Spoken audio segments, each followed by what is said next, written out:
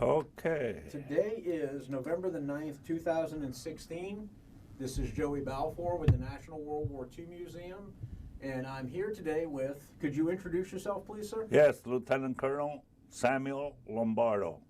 And when and where were you born, Colonel? I was born in Italy, in Calabria, on 12 July 1919. That's southern Italy, and grew up there until the age of 10. What was your family size and makeup at the time that you were living in Italy? How many siblings did you have? I had two sisters, an older sister who's living in California now, she's 98, and my younger sister who's in her 60s, and she's living in California too. So she and my mother, because my father was over here, he came over in 1905 for the first time, and then he grew up in America, came back and forth, got married.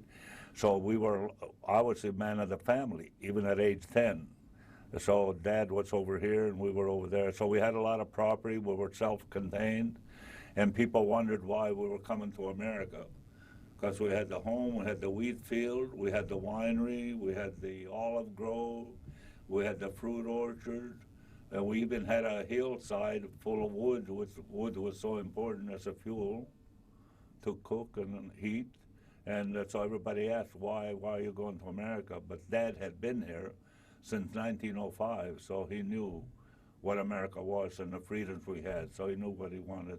So his motive or his aim was to come back to America, get his citizenship, which he did in 1927, and in 1929, he sent for us. And on 3 October 1929, my mother, myself, my sister, and my two sisters arrived at Ellis Island. And the first thing, well, the funny thing happened. There were three things that could keep you away at that time. One was tuberculosis, a communicable disease, which was very prevalent. The other was a bad act, a bad character, prostitute or being in jail. But the third one was literacy. So the last station we had to cross, and the guards looked like about 7 foot tall and black, and I took my hand and took the skirt of my mother, and I really pulled. At 10 years old, I was very thinking and worried because we couldn't make it at all. We passed 2 stations, and the third one was illiteracy, and the guard asked my mother, "Senora, where are you going?" And I said, "Remember, Altoona has 2 O's." I was making sure. So when she answered, she said, "Altoona Pa." I didn't even know what the Pa was, but Pennsylvania, which was on the letters on my dad's address. But she was smart enough to use Pa also. She didn't want to miss a word. And that was the last station.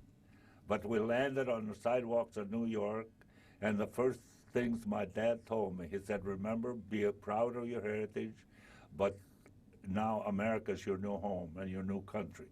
And he said, "You got to do 3 things, several things. First is obey all the laws. Secondly, be a good citizen, be the best citizen you can be. But thirdly, learn the English language as soon as possible." And those things stuck with me forever. And we took a train and settled in Altoona, Pennsylvania. Can you tell me a little bit about what life was like for you growing up in Italy? Growing up, because I was a man of the house, even at 10 years old, we had some property, which was about maybe a kilometer away. We had the chestnuts, we had the watermelons, and during the summer, my mother sent me out to guard the watermelons. My uncles built a bed, I guess you call it, or a rafter in a grove of chestnut trees, and I climbed. It was about 20 feet high, and I stood there and I watched the fence, and I could tell when people tried to come in and get the watermelon, and I used to yell. At 10 years old, they had no idea if I was a big man and I yell and they'd move on, so that was it. I thought I was a big man. But I had the biggest scare of my life coming back. One evening, the trail led to nowhere this way went to town, but there was an overhang of because it's semi-tropical, southern Italy, and there were serpents I mean, big snakes. I mean, lots of them hanging all over. It was getting dusk, and over here was the iguanas, 2 or 3 big lizards on the wall. And I had to get the courage right then and there. Well, you can go this way. I could not go, otherwise I'd have taken the other trail. So I just enforced myself, and I yelled. I said, as loud as I could, and I ran through it. That was the greatest relief I saw when I was a big. Oh, tell you, it's the only way. Sometimes you have to reach into yourself, and that came through later during the war. It's the same thing. You have to just reach inside yourself. You got to do it. You do it, and that was it. So, I, stayed around the house, and my sister was starting to sing.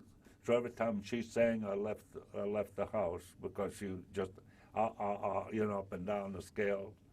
And my mother used to give us an egg for health, a soft-boiled egg, and I used to go out in the balcony and cut it in half and dump it because I didn't like things like that. And to get our milk, a goat herder used to come with maybe 15, 20 goats. I don't know how he kept track of the one he milked already. But he used to pull one over, milk it, and fill our jug up. We had fresh goat milk right there. And the thing I remember most, we had a national city hearth oven. Everybody took their bread there, their dough, and baked it. Except our home. Dad built an oven in our own home, so we had our own. We're the only ones in town that had one. But the thing I remember talk about our dental system and everything, people don't realize how lucky we are. Women down 4 or 5 doors from us got a toothache.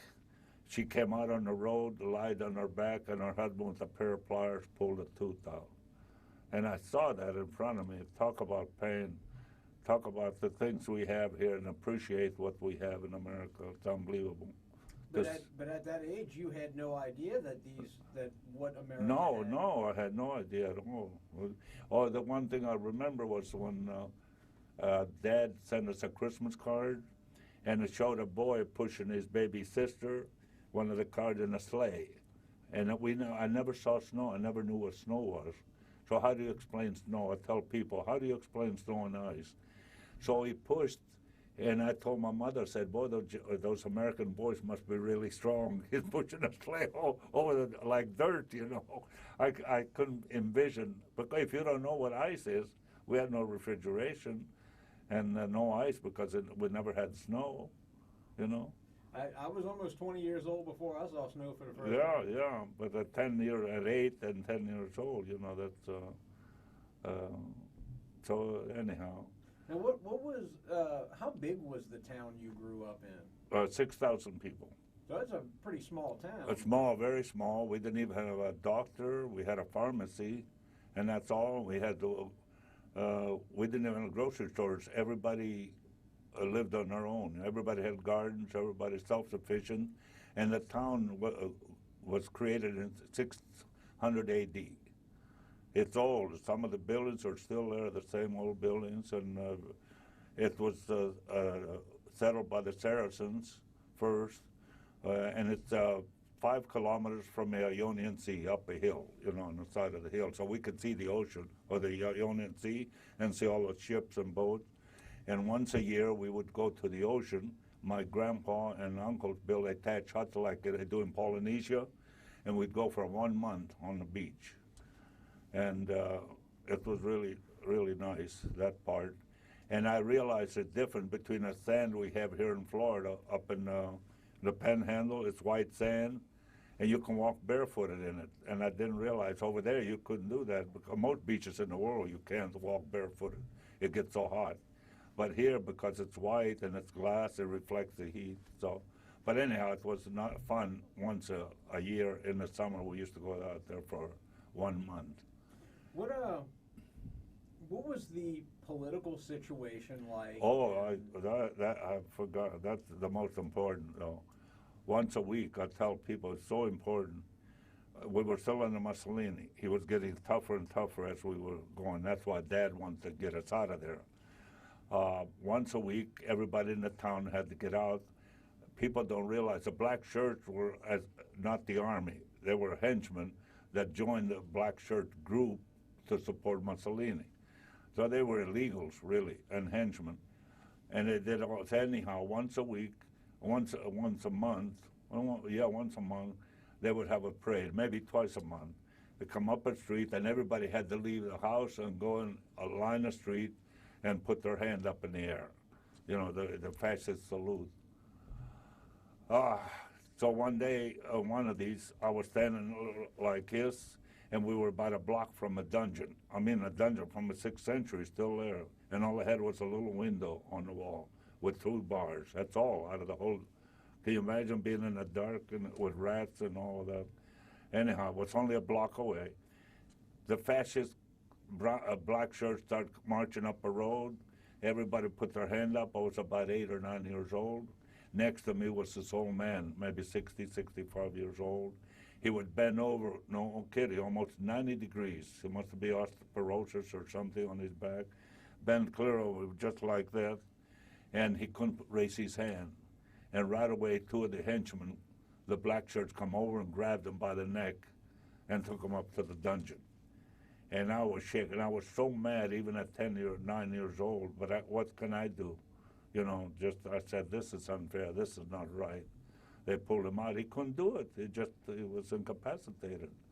So that was it. The other thing, they put a tax. You could not remove water from the ocean because they put a tax on everything. And I know a man took a milk can and filled it with water so he could make it into salt, dry it out, because he couldn't afford, you know. And he got fined for that. Did you think that things were like that everywhere in the world? Right. You don't think outside. You don't know. First of all, you don't know the rest of it. You think this is it. This is your world. You don't know. You know America's way over there. But as far as other countries, you didn't. And they didn't teach much, really. Well, in the lower grades, they're not going to. All they taught was about Italy and how courageous they were in World War I and so forth. That's all I remember. But I told my sister, she brags about the old Roman Empire and all. I said, how are they now? But remember when we were going to school, we didn't even have an outhouse. We didn't even have an outhouse at the school.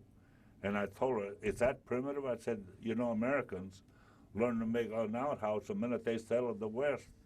Everybody had an outhouse. I said, what is it? This is now. And that's thousands of years, hundreds of years, and they don't know what an outhouse is. So believe it or not, at recess, we relieved ourselves in the back of the building over here, and the girls on the back of the building over there, and then the dogs come in. It's so putrid. The dogs come in and clean it up. But can you imagine not to have an outhouse? It's so simple. So they're still primitive. You know, they're very primitive and very superstitious.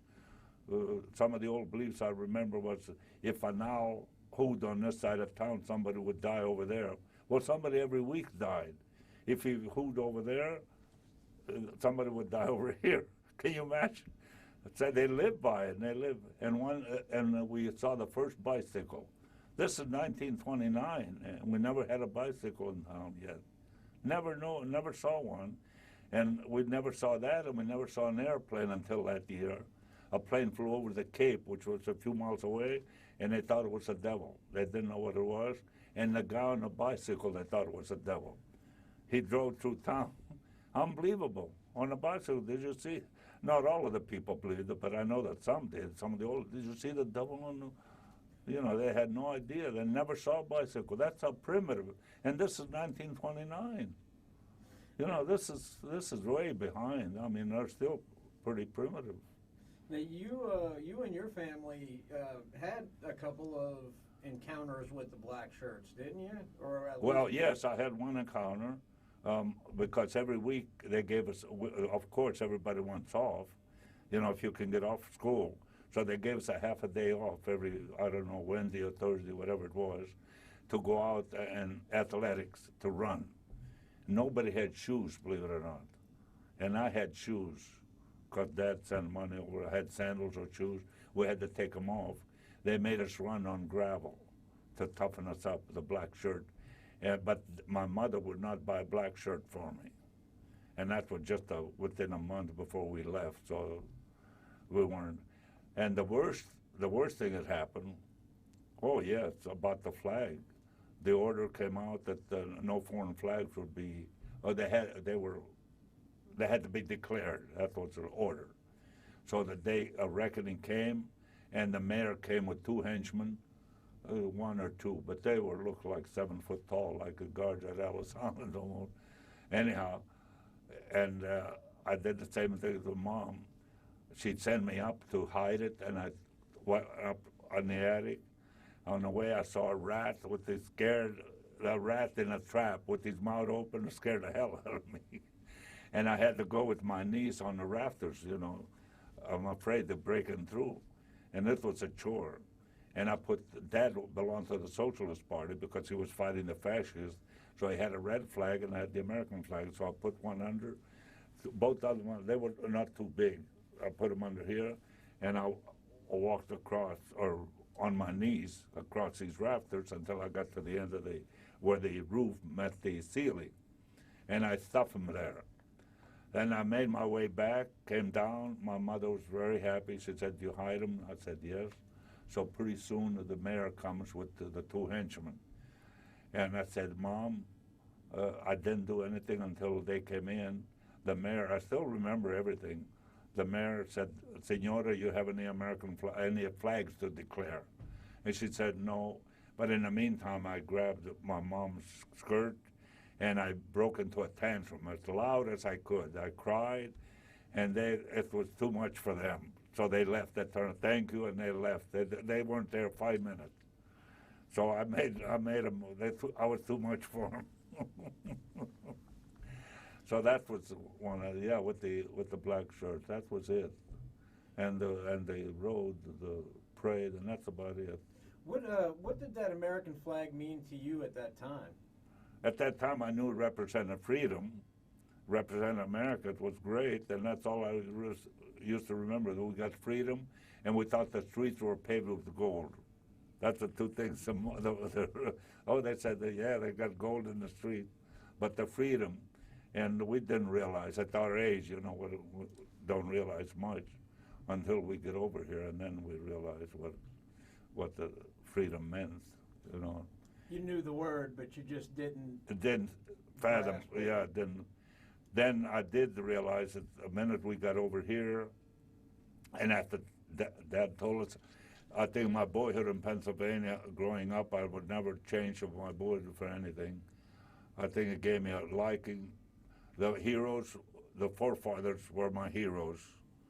We lived in the country outside of Altoona, Pennsylvania. They have a lot of gaps, and one of the gaps was about 65 homes along the Juniata Creek. And that's where we grew up, and we went to the first year was a 1-room schoolhouse. And Miss Adams was really superb. She couldn't have done any better, and they couldn't do that today. She would tell us to close the door, open the door. Those were the first English words we learned. That gave us a pull a flag, ring the bell. That was it, ring the bell. Ring the bell for recess and ring the bell. But one day I had my godfather, instead of giving me an American flag, which I wanted, she gave me an Italian flag. They were all Italian people that lived there, friends of Dad, and they gave me an Italian flag because we used to wear a little suit, with the pocket, and I put it in here. During recess, one of the boys saw the corner of it, and he pulled it out. He didn't know what it was. And I was scared to death because all I remember was Mussolini. And I said, "I know I'm going to get arrested." I was scared, trembling.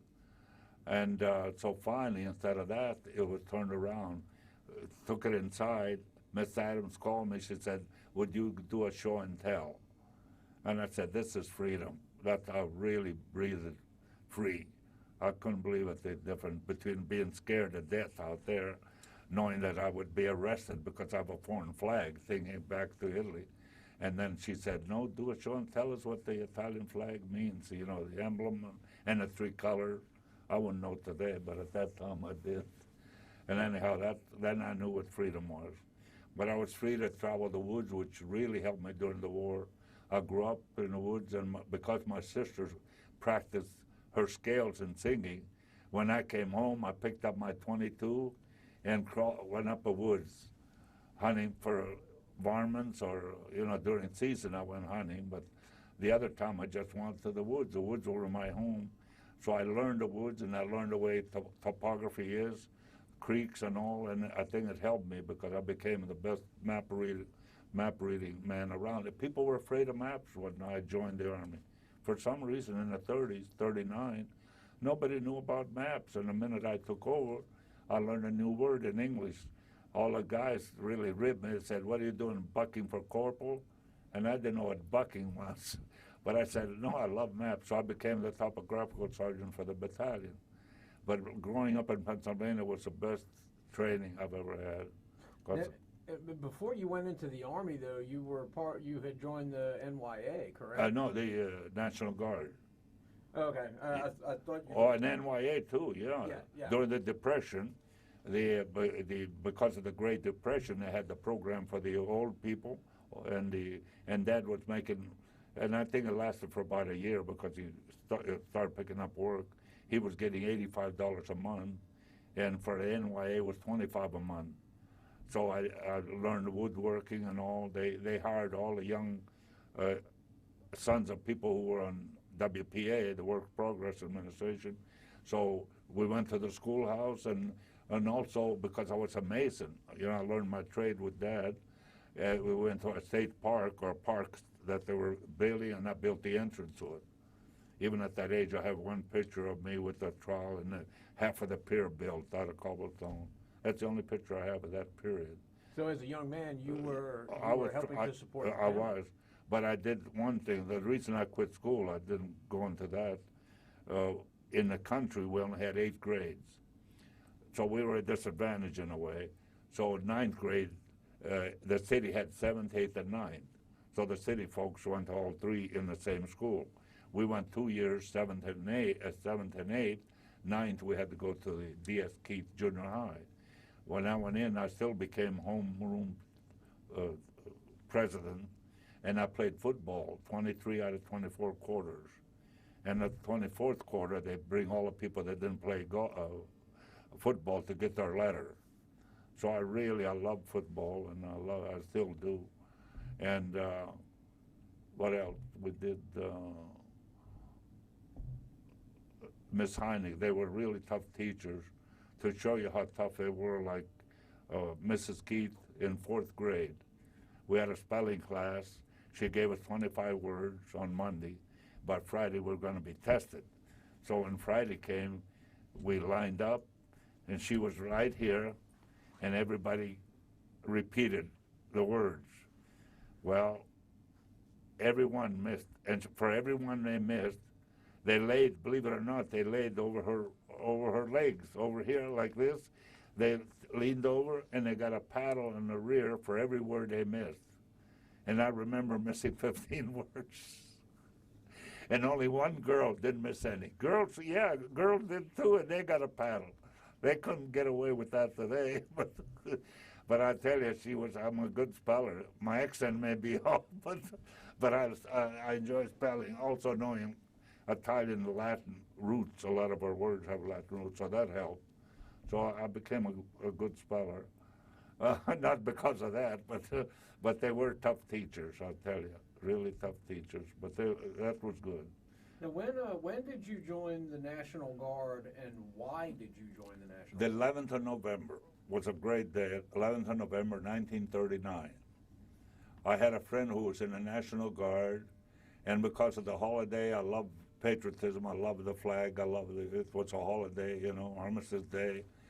He said, "Sam," he said, "we have a National Guard." I didn't know what it was. He said, "Why don't you come in and join?" So I went in, and within the hour, I was in a parade. Within the hour, the first, and that was one of my best times and worst time in my life. I was so happy joining. By the time I put the Rappalachians on, we started marching and learning right shoulder arms. I was set. So we started going down Altoona in the main street, and we turned on 11th Avenue. when we made the turn and came up the other avenue, the commander said, left shoulder arms. What am I going to do? So I just grabbed it and put it over there. I had no idea what to do. The other thing was, as you know, Rappalachian, you had to get them perfect, and you had to be, here I am the first day. I lucked out. I had them all right. They became a little loose. If they became loose, they fell down, and that would be pretty embarrassing on the street. And if they were too tight, they shut off circulation. So they had to be just right. But I managed to get through that parade. That was really something. It was your first military experience. Yeah, it was. And then the other was we went out on the weekends in the woods, you know, for camping and so forth. And the first sergeant called me up that he wanted to see me. But that was a way of getting details. And I chopped wood, and I was so good at chopping wood. Some people stayed all night. Within the hour or two, I chopped all the wood we wanted. And that was the only time I was on KP in the whole time, the whole war. So that was, you went into the National Guard 77 years ago today. That's right, yeah, the 11th. Yeah, that's right, 11th of November. Yeah. So it's a great day to remember. So after that, we went on maneuvers, and yeah, so then the maneuvers came. We went to Carolina. And because I was in good map reading, I gave azimuth, you know, on the map, I plotted routes. We took the companies out, way out. And Carolina can be jungle, you know, some of that area, really. And men used to come around and see where the next water hole is before they get the moccasins out so they can bathe and so forth. But anyhow, I also took all the companies way out. They gave me azimuth, and they all came out. And I did the best job. But I'm lucky too. I had the detachment, the battalion detachment with the Colonel Marlin. We started coming, and I'll tell you, it must have been 105, 110 degrees in this thicket and all. And we came to a little hill climb like this, was all thick in woods, and his face is so red over there. And Sergeant Leidy, the first sergeant, came over and asked me, he said, the colonel thinks we're lost. I said, no, we're not lost. We're still on line. He wants to know, you know, he's concerned. I said, so he said, the Sergeant Leidy backed me up because he knew I was good at maps. And I said, let's stay on the same course. You can't believe it. We got up on top of the hill, 25, 50 yards, no more than that. The rest is all open cotton field, and his tent is 25 yards away.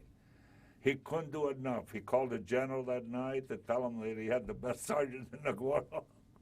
I couldn't believe it. I meant to hit the camp, but I didn't mean to hit it that close. So that was pure luck. But you got to stick to your, you know, once you pick your direction on the compass, you must stay with it. You can't vacillate and have any change of mind, because then you get lost.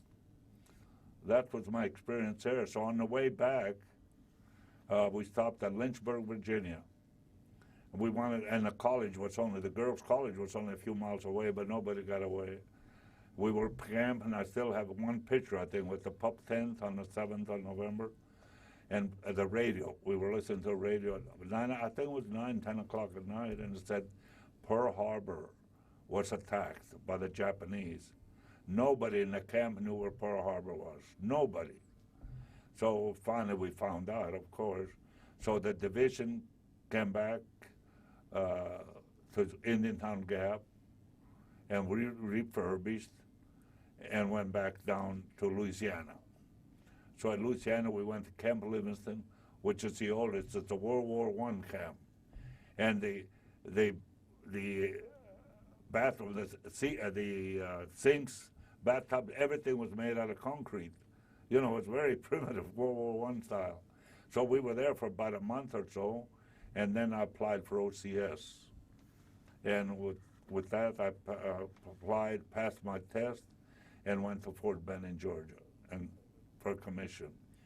But it turned out that later on, General Kafkalis was the former commander of the 28th Division, was a classmate of mine, and I didn't know it until 15 years ago. We had a 28th Division reunion at Carlisle Barracks, and the man said, gee, General Kafkalis wants to meet you. He heard you were in the 28th Division.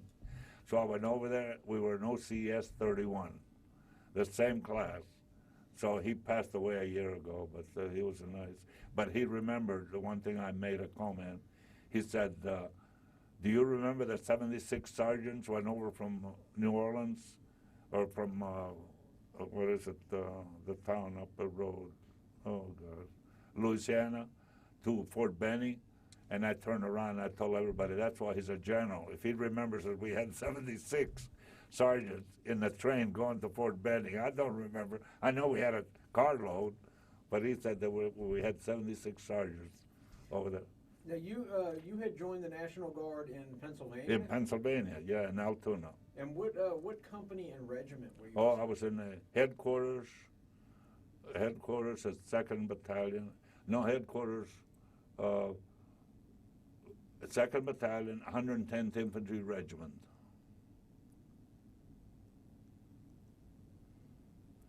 Yeah. After Germany had invaded Poland in September of '39. Yeah. At the time Germany had invaded Poland in September '39, Germany and Italy had been fighting in other parts of the war already. Right, right. Did y'all follow what was going on prior No, to the the only US thing I invasion? knew, and the only reason I went to the National Guard, was that I knew, I could see the dark clouds in Europe, and I could see where Hitler was getting stronger. My dad didn't want me to go to the army at the time. They liked it afterwards, of course, and my mother. But I said, Hitler is really raising Cain over there, and I said, I'll bet you that within a couple of years we'll be in war. We'll be in war because we're against, what he's doing. And that's the reason I joined the National Guard. That was my reason, because he was getting so tough over there. And I knew that in a couple of years we would be involved. And once the United States entered the war, what was it like for you seeing With Italy, Yeah, the country of your birth. Yeah, it didn't mean, believe it or not, I was so strong American that it didn't mean much to me. It really didn't. People said, well, you may be fighting. Yeah, but I'm fighting for Uncle Sam. This is my home. That's what my dad told me. And I know now that this is my love, and my patriotism goes with it. And I was so mad when Mussolini went with Hitler. That, to me, that turned me against Italy a lot, and I still adamant. A lot of people are so Italian, they brag about this and brag about that, but why did Mussolini, on a trip over, I pulled a good one. I only made one trip to Europe in '93.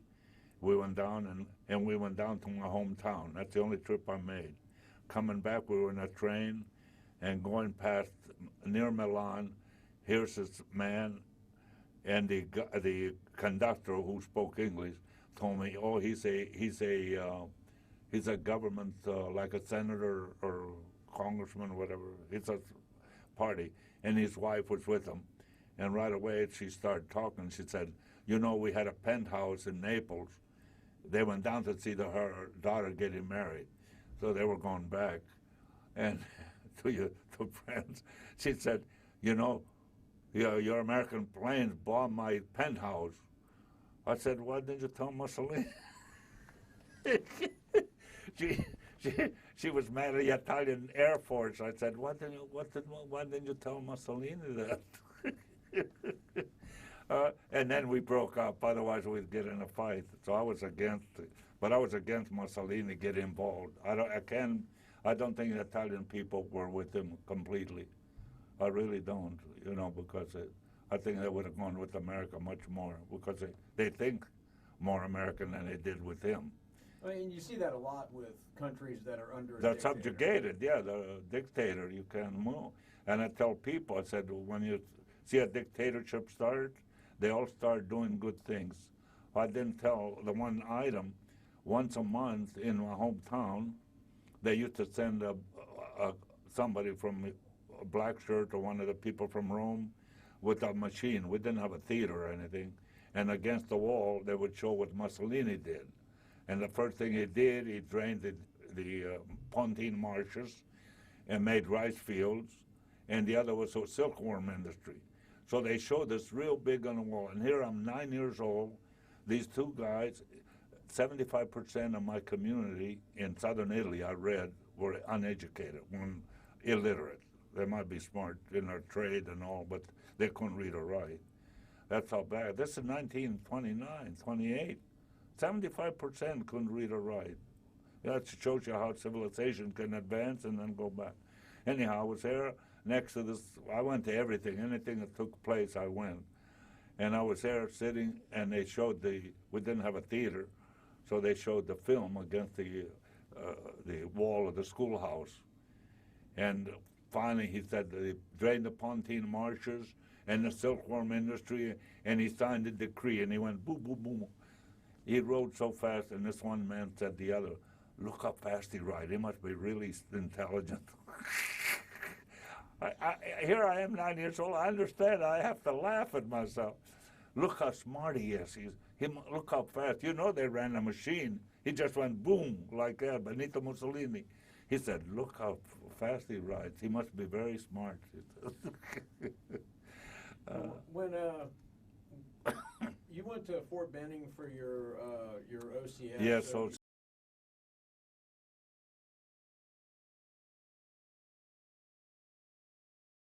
you were commissioned as an infantry officer, second lieutenant. When did you receive your commission? 14 July 1942. And I was assigned as a training officer to teach map reading up at Camp Robinson, Arkansas. That's why I was there for about a year. And I taught map reading, of course. And then finally, I also had a company of 100 men, and I taught on the side too. B company, 100, what was it? Whatever, 150. Anyhow, I was there for about a year or so, and finally they opened up Camp Fannin. They created a new camp, and they had to have a cadre, and I was picked for one of the cadre, and I was given a company. So we moved down there in the, when was it, the 43? Because I was down there for about a year and a half, and I had the B company of the, whatever, oh, I forgot the regiment's name. Oh, B Company, the 112th Regiment at Camp Fannin, Texas. And that's where we trained. And I kept volunteering for overseas. And I couldn't get over there because they said, "Oh, we need you to teach maps." So finally, believe it or not, Colonel Robinson was his name, came up and said, "Lombardo, I have a levy for 5 officers. Would you still want to go?" And I said, "I won't go back on my word." "Of course, send me." So 5 of us, in October of 1944, left Camp Fannin and left for Europe.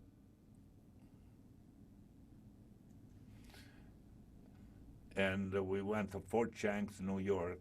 That was our camp. But we stopped in Washington, and I have to tell you how things are. One of our Lieutenant Duncan, had served in Guadalcanal, and he'd been wounded. So he wasn't too happy about going to Europe. It was really hot. So we go to the biggest Chinese restaurant in Washington, D.C., 4 or 5 of us maybe.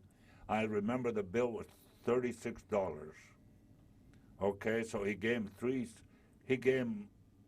whatever it was, but it was less than what the owner thought we should give.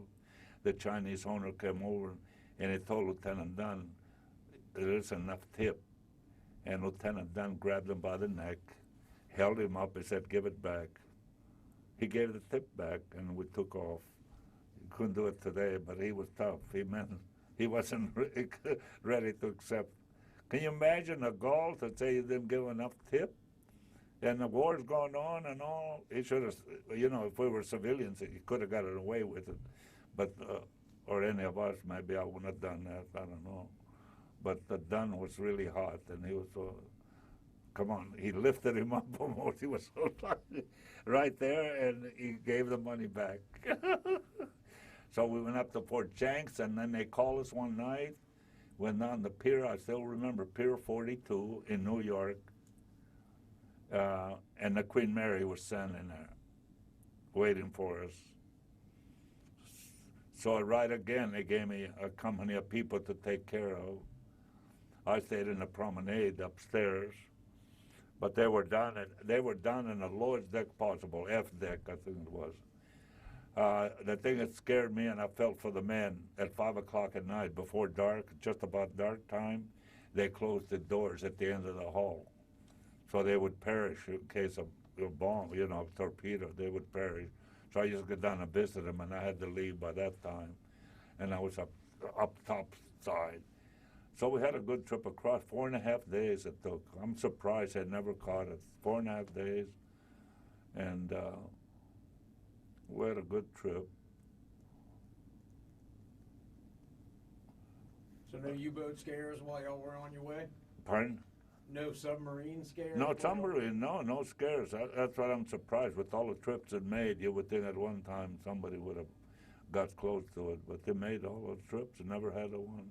We landed at the Firth of Clyde, which is where it was built, up in Scotland.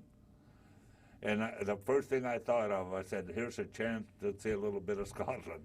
What a dreamer, what a dreamer. So I thought, you learn something every day. I thought that we would start from the top, debarking. Instead of that, they start from the bottom. I never knew that. Can you imagine that? It seems like it's reversed, but the first side of the deck was my company, or deck. So we came out, I said, no chance to see Scotland. So we went down to mid-Chester, England. And we stayed there overnight. But they had no hot water. We shaved in cold water. Can you imagine? We stayed there 2 nights. Then went down to Southampton. And Southampton is where we embarked to go across to Omaha Beach. This was in November. So November, we had to really watch it going down. They gave us training. You had to really time it. When the boat came up, you dropped into it. Otherwise, you drop in the water. We came down the cargo net. So it was a little perilous. Anyhow, we went across Omaha Beach, and right off Omaha Beach, there was an apple orchard, and that's where we slept. But we set up pup tents for one night, and it rained all night. One of our officers heard about Calvados, so he wouldn't stay in the camp. He went into town. He came back completely drunk with an empty bottle. Can you imagine drinking a whole bottle of that? He might have died, I don't know. But he was in the tent, and here's raining. The next morning they called us out. He was still asleep. I never saw him again, so I don't know. He may still be there. They called us out, and we marched to Carentan. I saw some French people today, and I mentioned Carentan. They knew where it was. It was a railhead for going north. So we loaded in 40 and 8s, and I told people what the 40 and 8s were, so I don't need to describe it here. But anyhow, we started out and toward Paris first to the big rail yard, but it was stopping almost every few minutes. It would stop, but I don't know why. It was a very slow trip north. At one night, the first night it was so cold, we got chilly. I said we can make our own stove. So we got a barrel, a drum, for a chance. Now it was dark, pitch black. So we put holes in the bar. We put it in the car, and I told the men, get some stones, put it under, and then we get a K-rash and we build a nice fire. We can warm the car up. So they did that. So we started a fire, and I was a light sleeper. I didn't sleep anyway, so I started, and pretty soon I smelled smoke. And I said, uh-oh. So I went over and I looked under the drum was completely red hot coals. It was coke that they put in instead of stones, because there was coke along the track. At night you can't tell, but I could have told, I think, if I'd have handled it, and it's so light. But anyhow, it was coke. It was red hot. I was so scared. But it shows you that what you learn in the past and what comes to your mind. I put a poke in there and went through the floor. And the first thing I thought was of the old cowboy and Indian movies, where the Indians shot the arrows with fire and the train caught on fire in the prairies. And that's the first thing that came to my mind. I said, so I wakened everybody up, we threw the drum outside and all the coals and everything along the track. And I had to make a circle around the fire, and we all did our duty and put the fire out. That's the best way I can put it.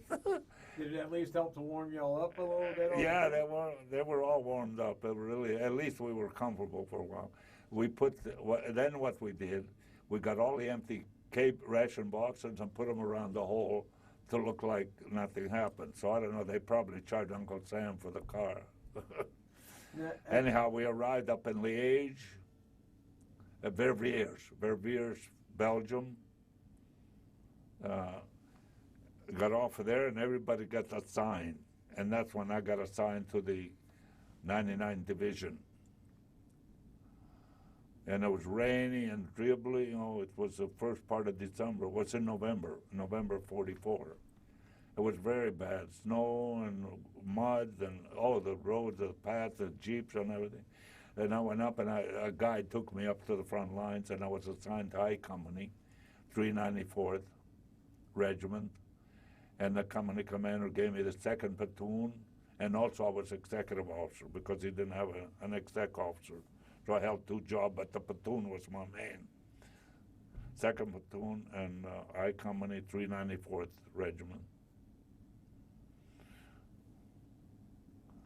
So it shows you how thin we were, and people didn't realize it.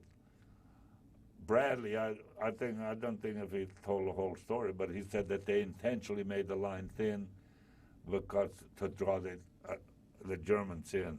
I don't know, but I read that someplace. Anyhow, the first day I was here, the second day, Captain Marsh, who was J.J. Marsh, was my company commander, took me out to show me the company. It took 2 days to see the company front. So when we went to the one side the one time, there was 60, 70, 100 yards or more between the foxholes. I mean, and there were gullies and everything. I couldn't see the next hole, and I told him, right away I told him. I was a fresh, I'm the novice. I'm a first lieutenant, but anyhow, I told him, I said, Captain Marsh, I said, I could bring a patrol through here. I could come through here, there's no connection. He said, forget what you learned at Fort Benning. This is how we do it here. What am I going to do? I'm just reporting in. It took 2 days. The next day I had to go pay, 2 days later. 1,000 yards to the FPL, the forward line system, the MLR, not the MLR, MLR is here. It's where they alert, 1,000 yards ahead. I went to every foxhole with the money. Paid, and they had the money because this was their first pay over there. So they had pounds. Can you imagine the job I had? They had pounds and French francs, Belgian francs, and script. And I have to pay each one, and I take the money back and make money orders for them. Believe it or not, after all the transaction, I ended up with 760 script left. And I took it to the finance officer, and he chewed me out. Lombardo, why'd you bring this back? He said, you're messing up my books. I couldn't do it otherwise. I wouldn't feel right. I was honest. I've always been honest. Or he just expect you to keep it? Yes, he did. I messed up his books. I got chewed out for being honest. So that was my experience with the pay. Well, a couple of days later, we were 16th. We were designated, we were lucky that way, although we got involved later, we were lucky. We were designated as it shows you how thin the lines were. We were designated as a division reserve. The division usually has a regimental reserve. That's how it spread. They had 16 miles instead of 8. They had, or 8,000 yards. Yeah, they had 3 times the front line covered. Unbelievable. As time goes on, I forget the figures on the distance, but it was really long.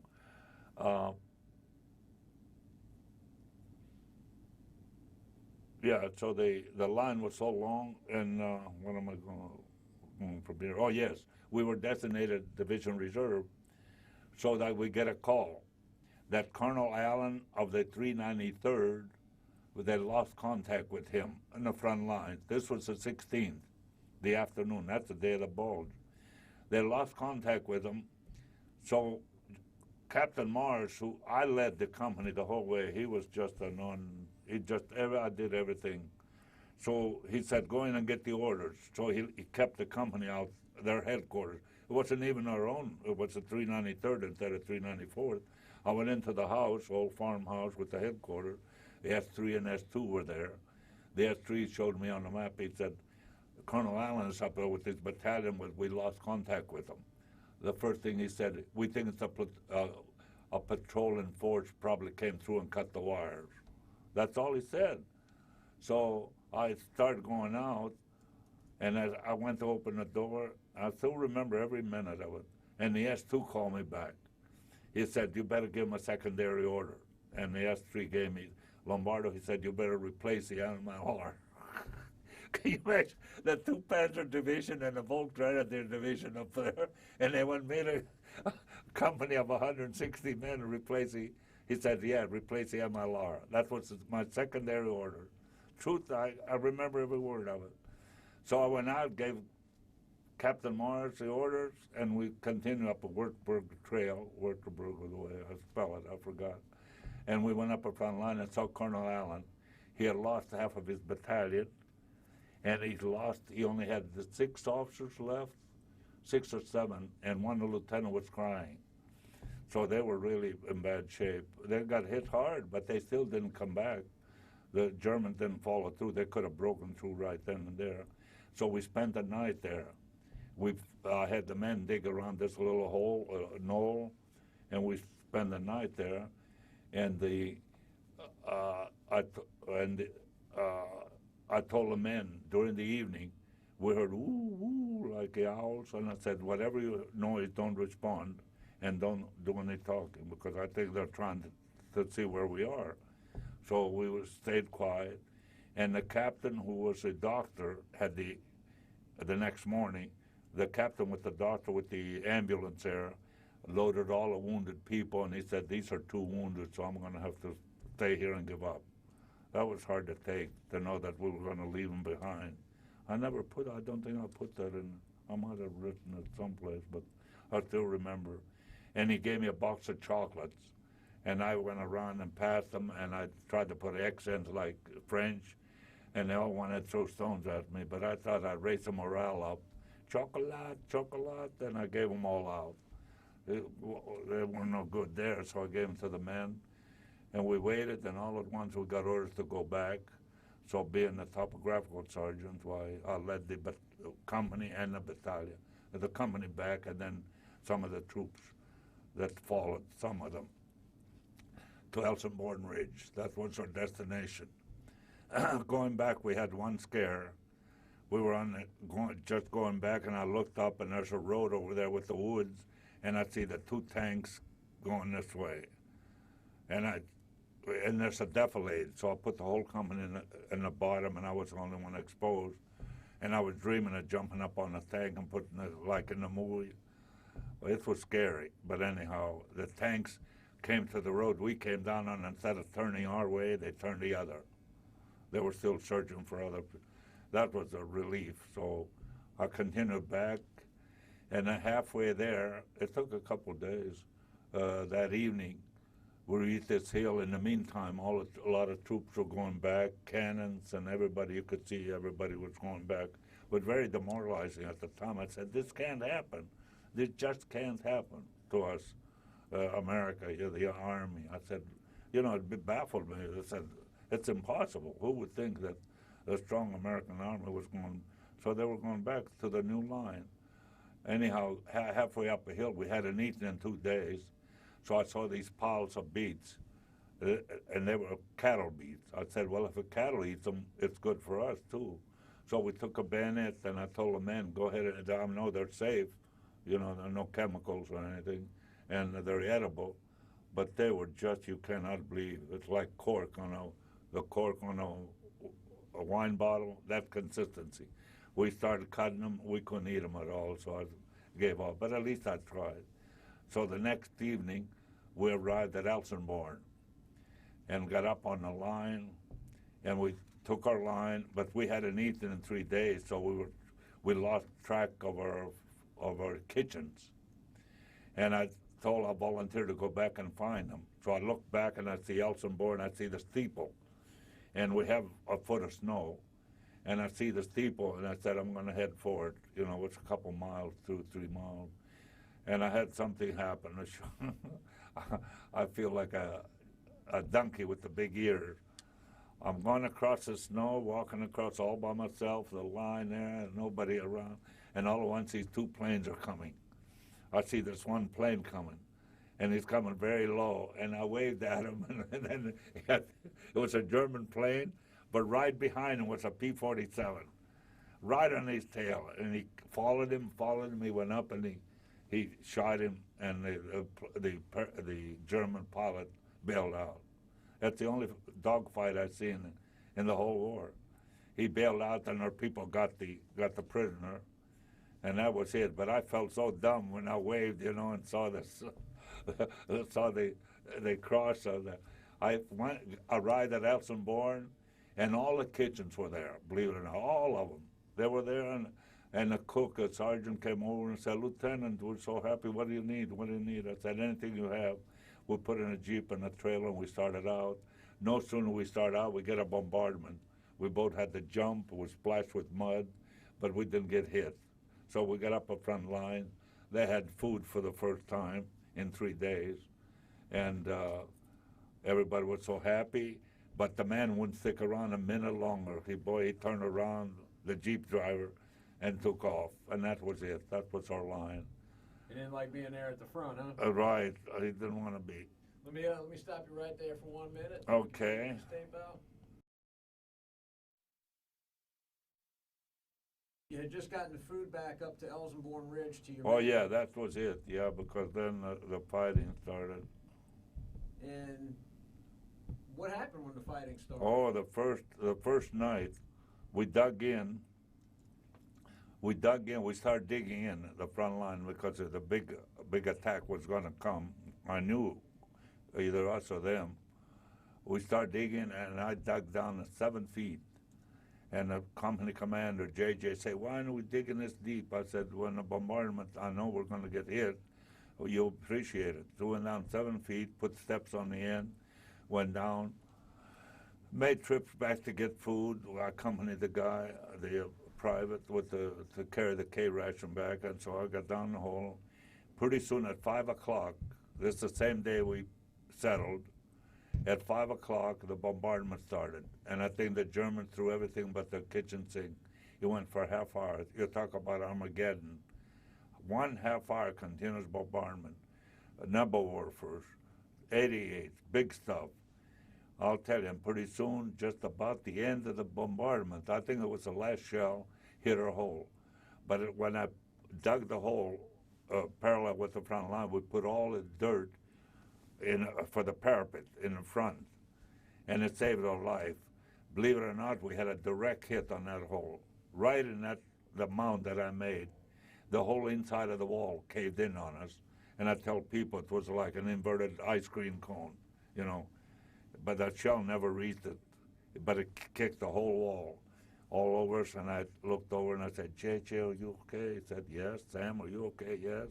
So we got the dirt off us. I said, "You see, digging 7 feet really helped. But that dirt, if it was anything else, we wouldn't be here today." So that came, and that bombardment lasted a half hour. I thought the end of the world was coming. As soon as that stopped, I don't think a minute, maybe a couple minutes went by, we responded, our own artillery, for a half hour, going the other way. And that was the end. Nobody attacked. Yeah, that was the end. So we must have broken their back. Anyhow, that was it. And then we moved out, and we started the trip. Where do we go from there? Across the plains of Cologne, or that's? Yeah, we started across the plains of Cologne, I guess was the first. That's right, plains of Cologne. And there wasn't much fighting. But the 2 things happened, which I started to tell you about: saving that man and walking the minefield. And walking the minefield was the last day of the Bulge. Was the last 2 days of the Bulge, believe it. Well, because it was on the German border. But one of the nights that we were on the Elsenborn Ridge, it was 11 or 12 o'clock at night. The sergeant comes from another regiment crying. And he said, I need help, to my Sergeant Rosen, which was my platoon sergeant. He said, I need help. He said, can you help me? He said, my patrol got shot up down at the front line. Right at the front line was a creek. We were 500 yards away. We were on a hill, all clear, just snow. And then the wood line was where they were, the Germans. They were protected. And they were right there, and that's where the machine guns were, and the machine gun. And they were all killed, except the lieutenant was still alive. So he said, my lieutenant still got hit, but is still alive. I need help. I called J.J. Morris, he's sleeping, and I said, I'm going down. He said, can't we wait till daylight? I said, daylight? I said, we start climbing up that hill. It's wide open, 500 yards. We couldn't make it. We got to do it. And I named my article was Rescue Before Dawn. And the Army Times changed it, and I didn't like it because it said, no lieutenants are left behind. I said, that means we leave a sergeant there? That isn't it. The Rescue Before Dawn was perfect because we had to do it before dawn. That's why I went. I said, we got to do it right now. So I took my medic and that man and one other private and a litter. So we went down. I said, there'll be no talking. Now there's a blizzard going on. I said, there'll be no talking. Blizzard and the wind, you know. And I said, there'll be no talking because we're right. That I'm sure we weren't 20 feet, 20 yards probably from a machine gun. We were down at the creek line, and they're right there. So we just touched each other, and the medic took some morphine and gave it to him. He said, in case he's hurting, we don't want him to yell. So he gave him some morphine. We put him on the litter, and we started up. And I'll tell you that physically, that was the hardest work I had to do during the entire war. Going up a 25-degree hill, 500 yards, almost every 20 feet we had to stop, 20 feet and stop, and pretty soon the flares go up. So we had to freeze wherever we were. Freeze in any position you were, and the flares went out. They must have heard something by that time. And we kept going up a hill, and we went clear up a hill and send them to the aid station. So that was really a trying. I never really got a thank you note for it, but that's okay. I'd have done the same thing. You do what you have to at the time. So that was one of before we moved out across the plains of Cologne. The plains of Cologne offered very little resistance, but it's the first time that ACAC guns were used on foot ground troops. I read that too, but we experienced it. They turned it down against us, but not much help. Squads went over around them and captured them. So we started going over, and pretty soon we were within maybe 5 miles from Cologne or from the Rhine River.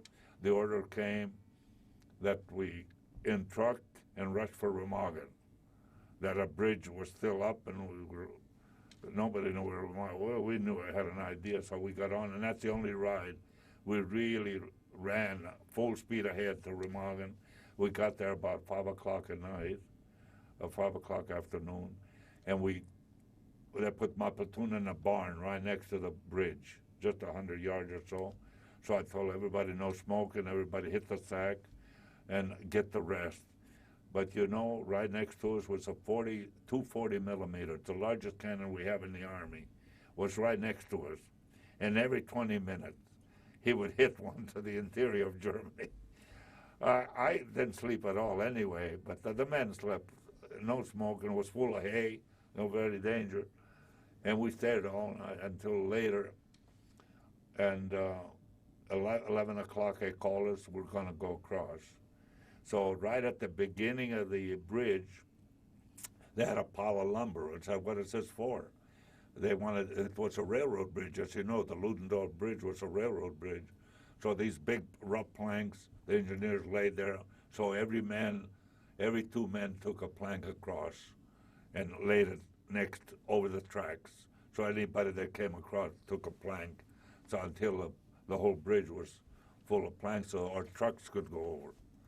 So we we started across, but we were one of the first across of our division because the 7th Armor was the first to capture the bridge. Anyhow, the worst thing was that every 20 or 50 yards or so, there was a gaping hole this big of our aerial bombs. And they went right through. They were our own bombs, went right through. And I said, the worst thing we had to do was watch for those. But every 22nd, we were shelled. We received artillery. So we walked 20 yards or whatever, hit the deck. 20 yards, hit the deck. Did that all over for 1,200 feet. It's the longest 1,200 feet ever. Anyhow, we got across safely, with no injuries, and nobody fell through the holes because they were pretty dangerous. And we made a right turn and went to Honningen. Honningen, we got up on top of the hill, and that's the first city south of.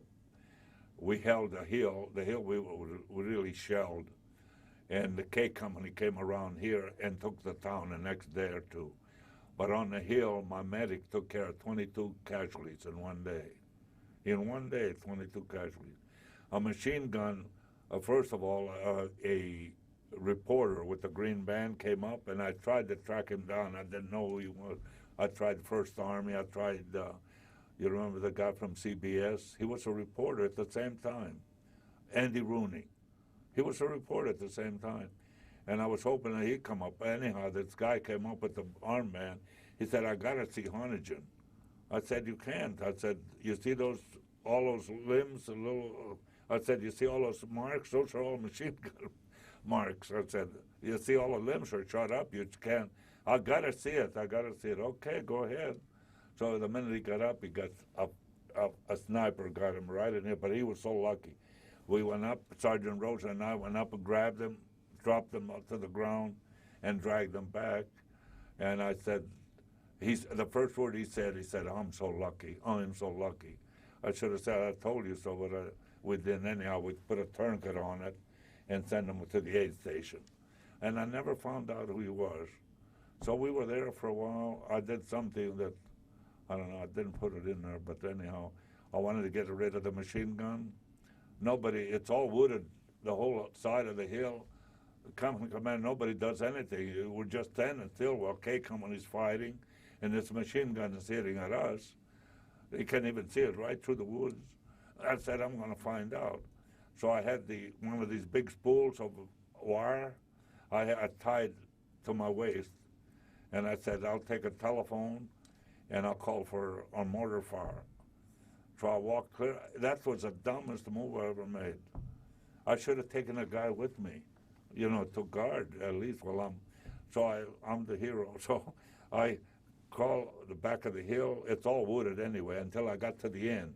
Believe it or not, the end was full of German foxholes, so they must have defended that area before, full of foxholes. So I crawled up on the hill, I put the phone in, and then I crawled into the hole, and then I'm pretty safe. But when I think of it, I should have had a guy there. And I look down, and I see the machine gun in the middle of a field, the machine gun nest. They had the real big machine guns anyhow. And I started with 90 millimeter mortar, and it got closer and closer, and one went right there. And right then, two guys jump out, and they're running, and they ran away. And that was the end. I went back, and nothing happened. Nobody said anything about it. They don't realize the machine gun did stop shooting. So that must have been the one. I did it on my own. I don't want to just sit and idle. So we were there. So finally we got down to the bottom of the hill, and we started the march to the Ruhr. And that was something. The one place we had to cut off for the 7th Armored Division was coming across. Oh yeah, the one of the worst things at Remagen, we were on top of the hill. We were top of the hill, and because the hill was between the Remagen and the Highway 7, it was too high. They were still shooting with the low trajectory, and they were hitting the trees. So I called back and I said, they got to raise their go to high altitude, high trajectory, or quit. They didn't do it. So pretty soon, because I had the most advantage point on this hill between the two, looking over Highway 7, a sergeant comes up with a young 16, I'm not sure, it looked like almost 16-year-old boy. They both come up and they represent Corps Artillery or artillery outfit, and they want my area for observation. I said, sure. The minute he was here, believe it or not,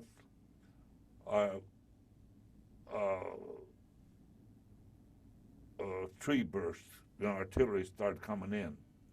We both, all of us dumped. Sergeant Rosen, myself over here, and the sergeant and this man here made a spokes of a wheel.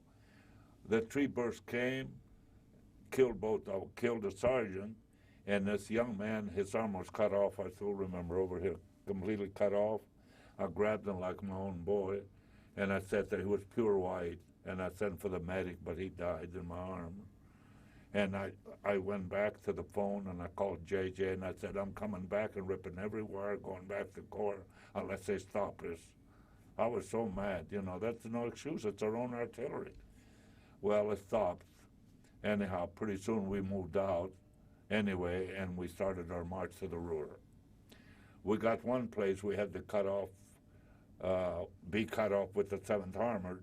We got to this hill, and because it was a map, I knew where we were. K Company was right next to me. The company commander didn't believe me, so he said, I don't think you're right, we're going this way. So I never saw him after that. He went, I don't know where he took his company, but JJ stuck with me. We went down, it was raining.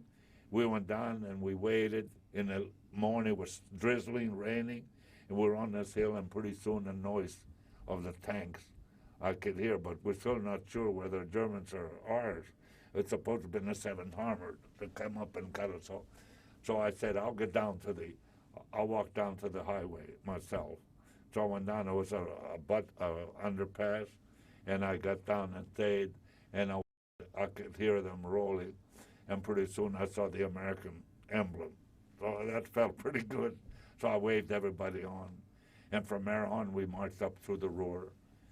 And the only thing that happened, there wasn't much fighting in the Ruhr at all from there on.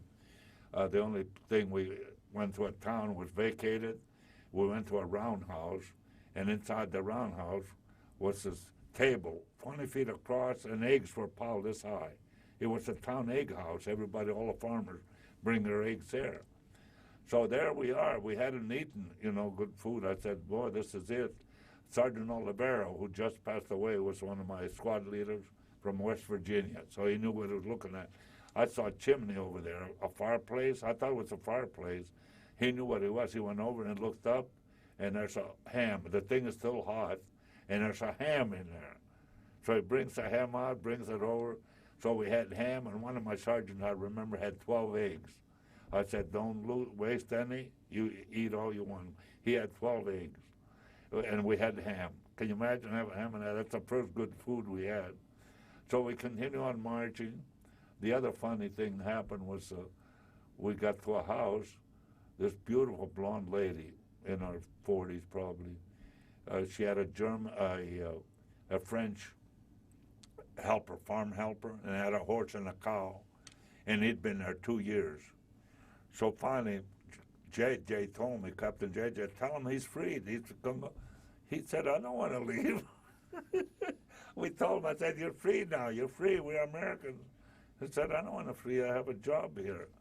So she was married to a SS, I saw pictures in the house, SS, and I even have an Iron Cross at the house I picked up. It must have been his.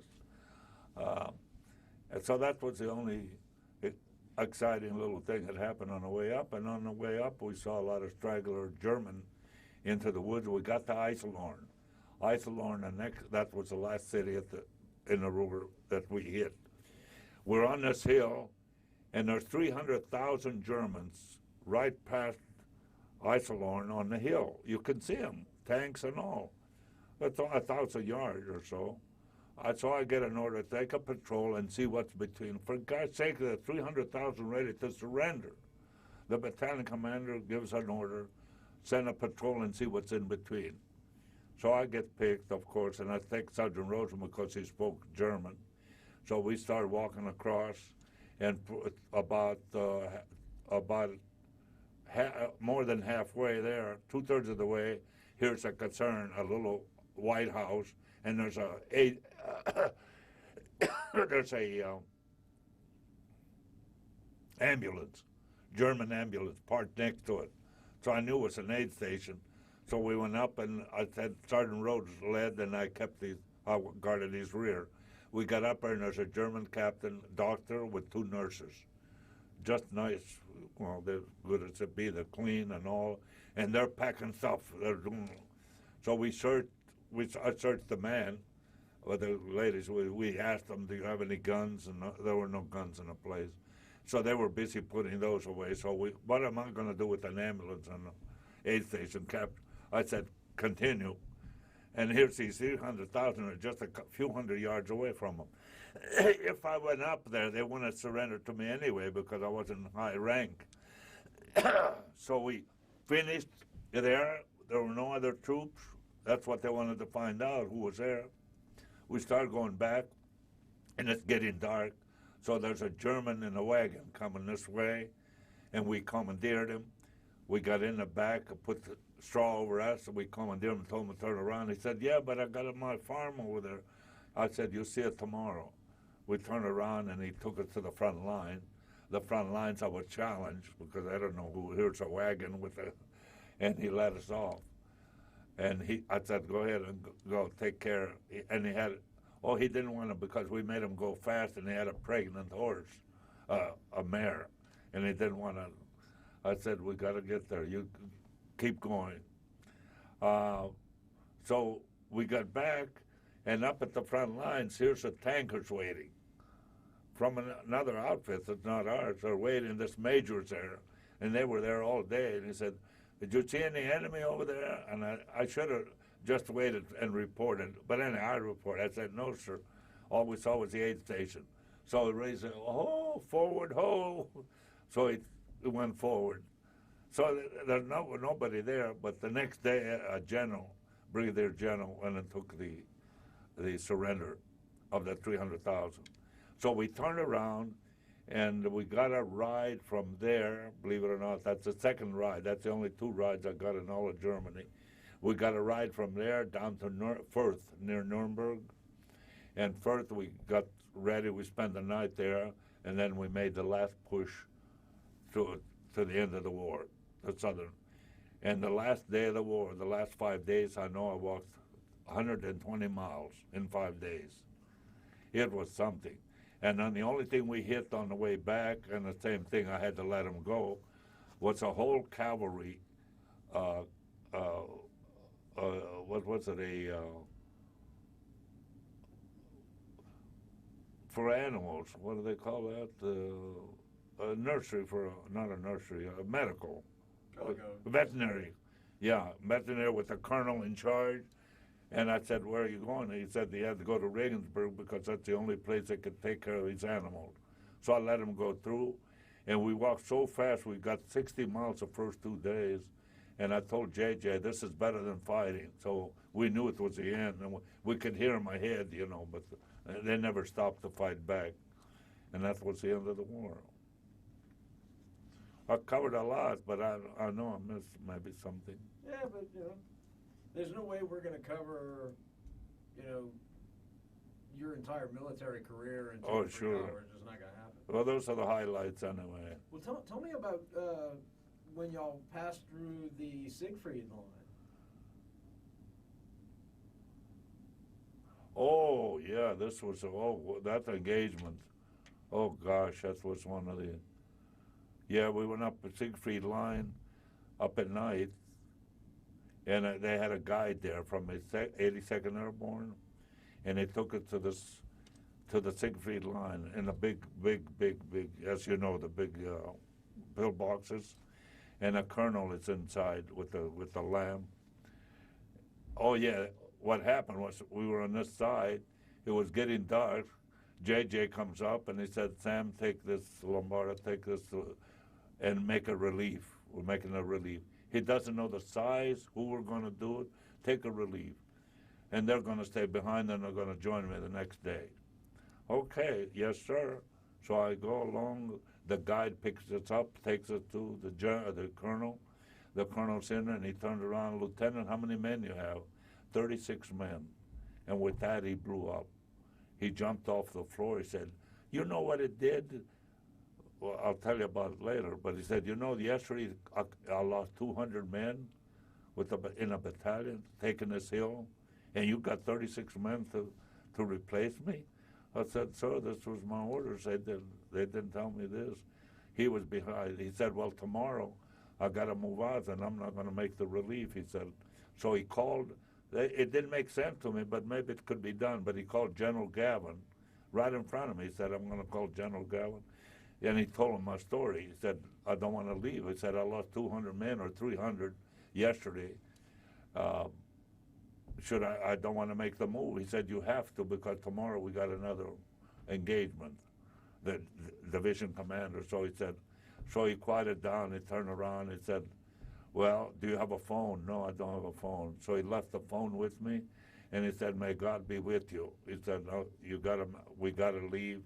I'm sorry we can't stay, but I'm sorry you have such a small group here. But here's a telephone, and he gave me 2 concentrations. And all night I put the men in a little group here, and all night I thought it'd be better than going up there and trying to replace. I think the Germans would have known how many people we had. Instead of that, we stayed back while they moved out, what's a whole battalion of the 82nd Airborne.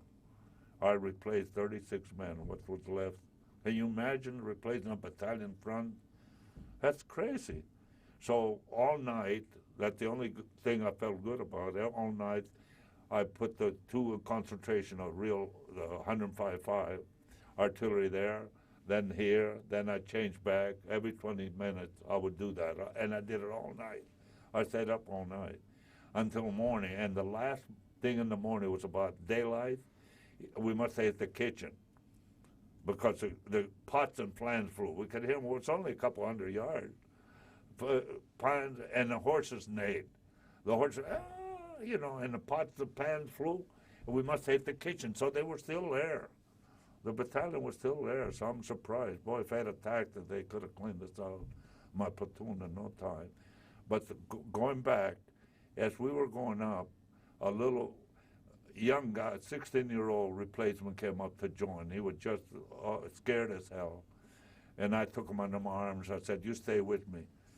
So we start walking, and it's pitch black.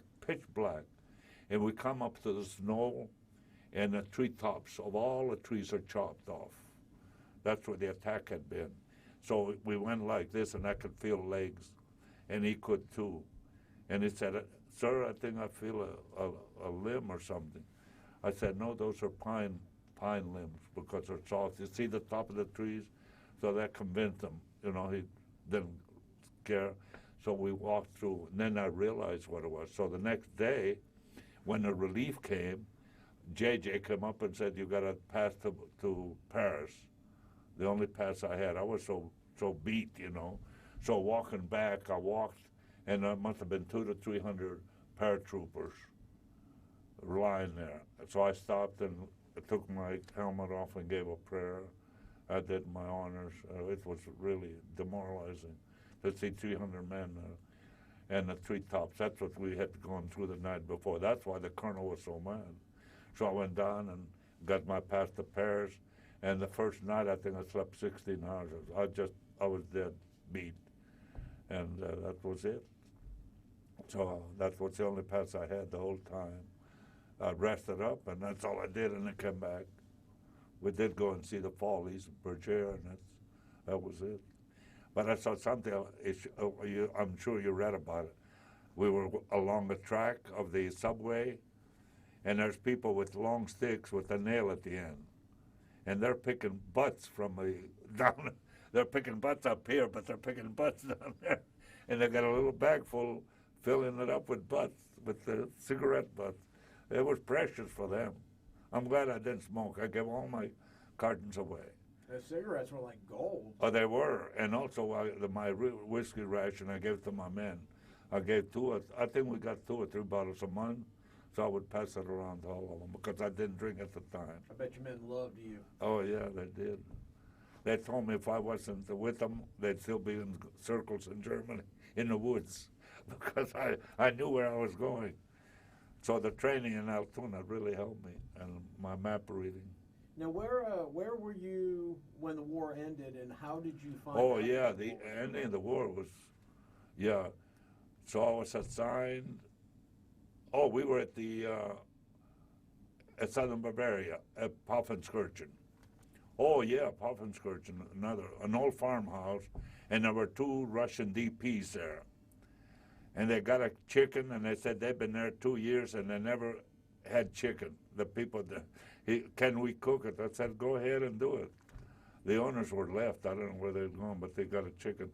But my medic, which you see a picture of, Mark Sisson, who just passed away, wanted to hunt. They had a little ray buck, they call a ray deer with 2 little horns, just about the size of a goat. It wanted to hunt. I said, you can do it now. Take your helmet off, change it. You can't have a Red Cross helmet. You're not allowed to carry arms. And I abided by the rule. Put another helmet, you can go. So he and his buddy went. Within 20 minutes, they come back with the deer.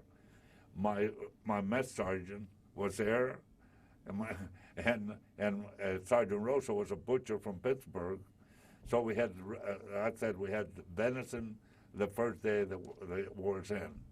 Next day, we were there 2 days.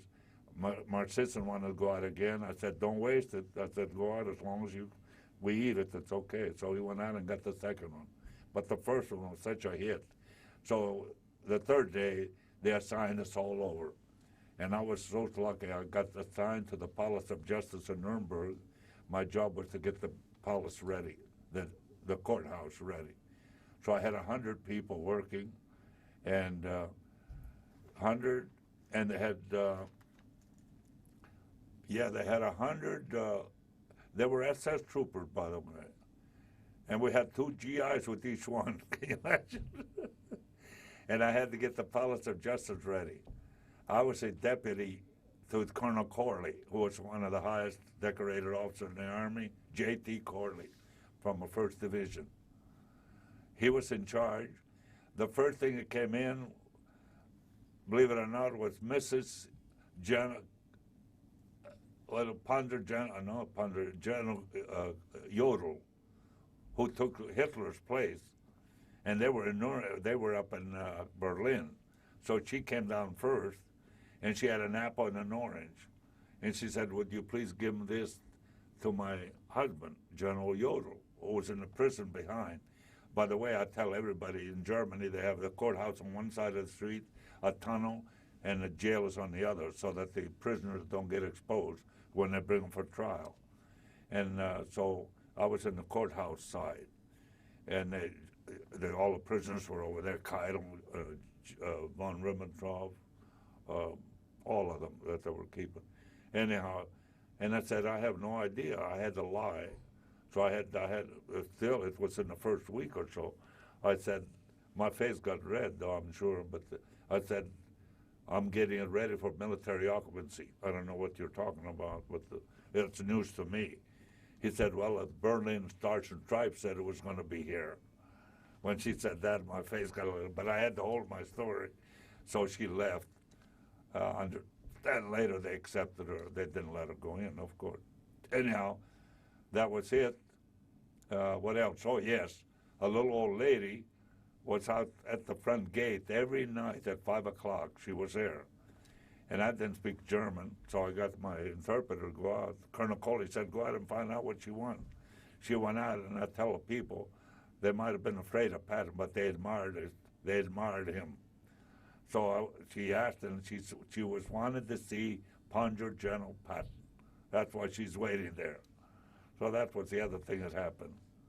So we got the building ready. The carpenters made a beautiful deal for me, which I gave the son of General Corley, who was at the War College. They wanted to do something for me because 19 of them, but one of them had a carpenter shop someplace, and he wanted permission. He said, if I don't go, I want to get it going again so I can work. So I gave him permission as long as we had enough people left. So I gave him, and they made a nice deal for me, Home Sweet Home, with a frame and all, so I gave it to them. So that's about what happened there. Well, tell me about the flag. Oh, yes, yes. Right after the Battle of the Bulge, I had to go back to Liège, Liège or Verviers, for supplies. Liège or Verviers, one of them. I think it was Verviers. It was closer, yeah. I had to go back for supplies. All the way back, it's 30 kilometers. I didn't see one American flag at the headquarters. I didn't expect one nearby, but you know, the battalions along the road would have had a flag out. I didn't see a one. So I come back and I got mad. I told JJ, I said, I went back 30 kilometers. I didn't see one American flag at the regimental headquarters. I said, how about asking for one? So 10 minutes later, here I am in my foxhole. He calls, and people sometimes misconstrued. They said we couldn't have one. We weren't in the supply line. You don't go clear up to the foxhole and deliver a flag. We weren't. When I tell people we couldn't have one delivered because we were not in the supply. So that made me mad. JJ said, you know, they don't issue one clear up here. They issue one in a battalion and a regiment. So that made me mad. So I said, the first chance we get, we're going to make our own. So when we were going across the plains of Kelowna, I think it was, yes, we got into this, we passed one little village, and you know, you've seen pictures of them. I'm sure you have a lot of them, where they have flags, white flags all down the street when the city gave up. Every house, so that we wouldn't bombard them, they all put flags, a sheath or whatever it was. So I looked up and I saw one, and it turned out to be a 3x5. I said, that's just the right size. So then this beautiful home, we were so also lucky, and I tell people this is funny, the pillowcases, all are stuffed with eider down, which is a little pin feathers under the goose's breast. They're this long. And the minute we opened them up, we couldn't even breathe. It was the room was so full. So I opened the window, and our GIs, because we were in a rest period, one day or two, they're playing baseball, and they all come up the window because all this cloud is going out. They have no idea what it is. So that was the beginning of our flag. And then the curtains were blue. And when you look at the colors, they're so perfect. So we were so lucky. I said, this is it. So I got the platoon guide, Sergeant, he died 2 years after the war. Anyhow, my platoon guide, because he was the last one in a platoon. He's the one that's supposed to catch stragglers. He's the last one that the enemies would catch. So I had him carry the pouch with the material. So every time we were in a reserve area, we pull it out. I sent Sergeant Rosen to get a sewing machine from a Burgermeister, bring it, and we worked till midnight. I cut the first star, and then my medic cut all the rest with the surgical shears, and we worked till midnight. And then in the morning, we return the sewing machine back to the Burgermeister, and we take off to the next town. And it took 2.5 months to make. At the end, the last day of the war, the platoon calls out a formation, and I had no idea why. And they presented me with the flag because I was one instrumental. So at the end, I offered it to the Smithsonian, and I'm so happy the curator came back with a nice letter. Mr. Lombardo, we get 1 million items a year. He said we'd love to expose it for a year, display it, but after that it goes in the archives. Nobody will ever see it again. So I gave it to Fort Benning. Flag Day, my family had never seen it. So Flag Day, we went up there with a couple other friends from Destin, and Hanner was so good. He was the one that gave us a tour, but the flag, instead of being in a storage and bringing it out to show it to us, was in the most beautiful place right in front of the infantry section in a glass case. Then he said that in 2 months he would replace it with Patton's flag, and mine would replace his location. So we couldn't have had a nicer visit. That was the nicest visit. And the flag is still in good shape. I've seen it. You have? I was surprised that I thought he would bring it out of storage and show it to us, but instead of that, it was beautiful, right at the entrance of the infantry section.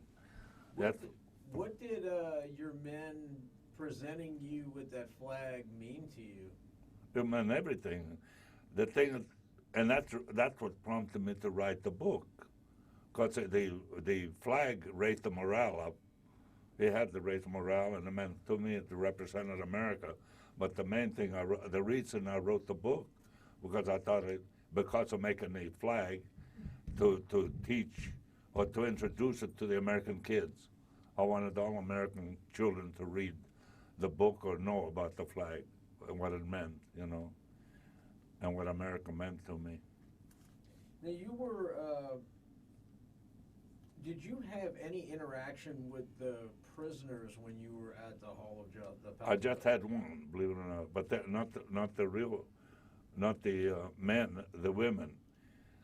Well, we were in Oxford in occupation, and I was sent down to check Oxford, which had a lieutenant, had the women's Wehrmacht girls' prison. They had about 100 Wehrmacht girls, which accompanied the troops, Talk about, they were official. I wish I'd have kept one of those cards. You probably have one for the place of the Wehrmacht. Yeah, they were, and they were all in shorts. It was really trying going through this hallway, with all of them in shorts and half naked. All of it was under. I saw one, and the lieutenant got chewed out. But what happened was that the enlisted men's barrack was behind, and he had a door, and it wasn't kept locked. So in the evening, the sergeant would come through. I said, "What gives? Why don't you keep those locked?" So I had to tell him to put a lock. I'm sure I ruined, but that was really something. Then the other thing happened there. I went up the road, and here's an SS colonel, not SS, Wehrmacht colonel, full colonel, digging a big hole. And his beautiful police dog, German Shepherd, was here. And I said, "What in the world are you doing here?" The men were making him, for some reason or other, for nothing. He's a prisoner of war, for God's sake. Stop it right now. And he had this big 4x4 hole dug 4 feet deep already. And so I cut that. That's taboo. That's against regulation anyway. So I got him, put him in the Jeep with the car, and they took him to the compound where he belonged. And I stopped that with the girls. I wish I'd have kept the card, one of the cards, for the place of the Wehrmacht, and had the picture of the girl just like our ID card. That was the only confrontation with the prisoners was that. That's the only.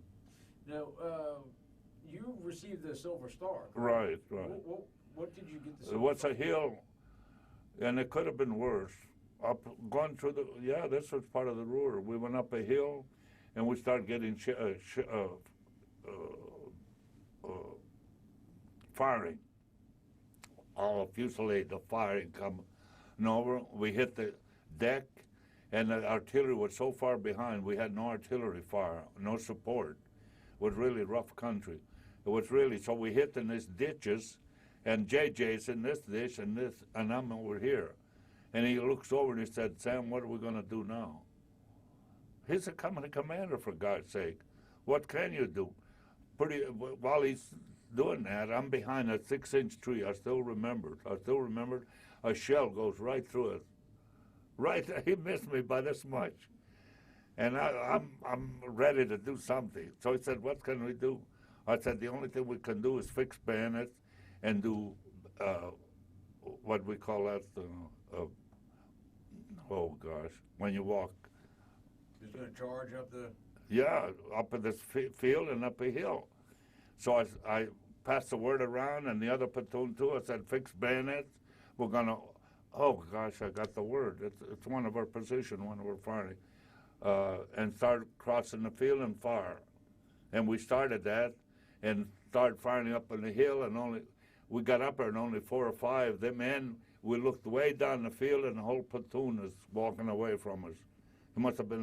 They must have ran off, 8,000 yards maybe, 800 yards. They were all marching that way, and all we got was 4 or 5 people up there. but I got the Silver Star for that. We had to do something. You know, we didn't know at the time. It was still dangerous, you know, if a whole platoon is shooting at you. But he was afraid, and we had no artillery and all. So I made the charge, bayonet charge, and we took the hill, and that was it. And then you also received a Bronze Star, or two Bronze Stars. Correct? Yeah, the one came with the Combat Infantry badge, which everybody gets. And the other one, I guess, I did so many things, you know, supplying them, maybe supplying, because I used to go back. I couldn't stay in the hole, bringing supplies up all the time. I'd take a man back, and, I repaired the wires. And pretty soon the battalion commander came and said, that's not his job. For gosh sake, you're at war. You do what you see is wrong. I kept going back. Every time I made back, the wires are all cut up from artillery. We have no communication. Today it's no problem with the wireless, but I repaired them all the time, and I think that was it. I kept the communications open. Nobody else would go back. I'd go back with the man to pick up seed ration, and on the way I'd repair every wire I'd see broken. You got to do what's wrong at the time. You can't wait for orders, or even if it's somebody else thinks it's wrong, you got to do it. How did you feel towards the Germans? I mean, you just spent several years fighting against the German people. Well, they were lying. I didn't think harsh of them in a way. The only thing I thought that they were negligent. But then when I realized, living under Mussolini, what it is when you're captured, I said they do something good first, and they build you up, and pretty soon the tide, it's up here, and then you can't do it. But I didn't think, I thought they were not telling the truth sometime. But I said they're under Hitler. Hitler's a guy we really hated. I didn't hate the German. In fact, one of the Germans was the artillery against us the whole time, clear down to the end of the war. He's the one that we became good friends. He waited for me at Remagen because he wanted to meet me. So from there on, we kept writing each other. He would write me on my birthday, or call me every year, and I'd do that to him. He was the healthiest individual I've ever seen. He played tennis every day. He died. Well, everybody I know has died, I guess. But he died a few years ago. Junkerot. He was just a great soldier. He was a Wehrmacht. He became judge advocate after the war. But he was artillery commander. And then he told me, I didn't know that he had served the whole way, and he faced the 99th Division all the way to the end of the war. Was there any chance after the Germans surrendered that you would have to go to the Pacific? No. When did you return to the United States? December 19th, 1945. To Pennsylvania. And where did y'all put in? At New York when y'all came in, or Boston? Yes, no, New York.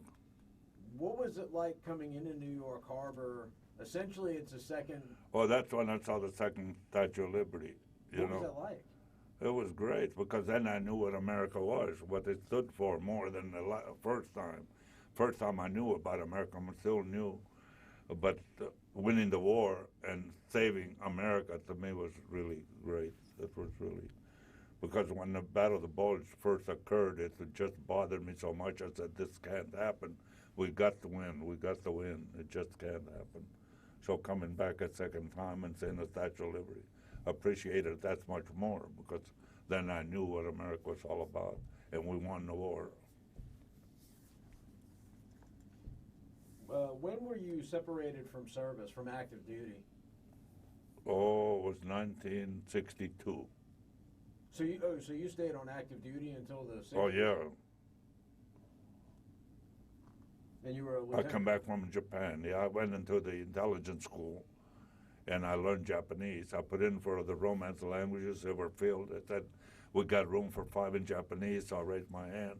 It was the best thing I ever did, because my father didn't believe me, but the Japanese sounds are the same as Italian. Believe it or not, yeah, and all the words, most of the words, not all 100%, 99 and 99, all our words end consonant vowel, Yokohama. Toyota, Toyota, everyone, but the hard R, which we have in the Italian language and also in Spanish, it's also there, and I had the best pronunciation of all. So, but it was a year. I studied till 1 o'clock every night. It was so difficult that when I went over there, I didn't want to lose it. I said, I spent a year sweating. I want to go to the country. So they sent me up to Amori, which they call, it's like Kentucky to them. Well, they call it the Inaka, the country of Japan. The best thing I ever did, because I got close to the people, and I was in counterintelligence. I went every week or every month. We went to a different town. I got acquainted with the burgomaster. I know with the burgomaster, with the mayor, with the chief of police, with the FBI, and we were doing intelligence, trying to see what the Russians, if any of the Russians were coming in, DPs, especially ex-prisoners, German prisoners, not German, ex-Japanese prisoners, and what they knew about Russia. That was part of our program. But I learned more about Japan by being in the country. And then the next one, the first time was with the Airborne Division up in Hokkaido. And I was club officer, so I had to keep them happy. So I had the club, and I'll tell you, and I got introduced to golf. So that was pretty nice, 11. So then the whole division went back, and some people could say, but I stuck with the division. A couple of people say the whole division came back to Fort Campbell. I had 3 tours of Japan. The second tour was one in Sendai, and that's the one I really, in Amori, which I've enjoyed. First was Hokkaido, second 11 months in Hokkaido, Sapporo. The second was in counterintelligence. The first was 11th Airborne. The second was in Aomori, which is the end of Honshu, and then the third was in Tokyo, and still in intelligence, not in counterintelligence. So I had to do a lot of intelligence work there. But we worked through the Japanese. They did the real groundwork, and we were handlers. The same as in Korea. I went over there for 11 months, come back to Japan out of that tour, the 3-year tour, 1 year there, 2 years there. Then just before I was ready to retire, I had 9 months to go, I was sent to Vietnam to open up the intelligence school down there, Saigon. And that's where I got sick with intestinal typhoid and almost died. I had the real close, but I told people I believe in fate. I was listening to the radio when I was out of the service at home. I was listening to the radio, and Charles Kuralt, if you remember, too young to remember him, Dimensions in Health, 11 o'clock, 25 after 11, every day he would come on. I went to, the VA was giving me pills and it wasn't doing anything, so I had a dog named Murphy, Irish setter. I took him out, and at night I saw 2 moons. So I went back to the VA, the doctor, whatever his name was now, and I said, "Doctor, my late wife was a nurse." So I looked we had the dictionary. So I said, "Last night I walked my dog and I saw 2 moons." Oh, because he was taking chloroquine. He said, "When we go to Mexico, my wife and I take chloroquine." Anyhow, it didn't work. So I went to that's the last time I saw the doctor. I went to a civilian. Civilian said, "Let's get off everything." I went to the car, 11:25. Charles Kuralt comes on, Dimension Health. He said 25 million people in America have typhoid. Stanford Research Institute just found out the pill that ampicillin is 90%, 80% or 90% effective and no side effects. I rushed back to Dr. Mitchell, and I said, "I don't want to usurp your prerogative, but this is what I heard." He said, "Sam," he said, "if we don't do this, your next action is taking arsenic." Can you imagine taking arsenic to kill an amoeba? That's the first time I really got scared of all the war, and nothing scared me like that. He said, "Your next thing was arsenic." He said, send for it because they said if you want your daughter to have it, we'll send it to him. So they send the information to him. The minute I mentioned ampicillin, he was from UCLA. He said, I used ampicillin, but never for this. He said, let's do it. So we sent for it. He got the paperwork. Within 2 weeks, within a week, he got the info. We started with ampicillin. In 3 weeks, I was cured completely. Can you imagine? Ampicillin. He said, I've used that all my life, but he said, never for this. So that was a new. Then the day I also believe in faith too. The day my late wife died, we went to the funeral. When I came back, the phone was ringing, and I went straight to it, and it was the Department of Health of Los Angeles because, the doctors, when this was going on, they called me from the L.A. hospital, whatever, and they said they'd like to do a study on you. Would you do it? I said, of course. 2 doctors.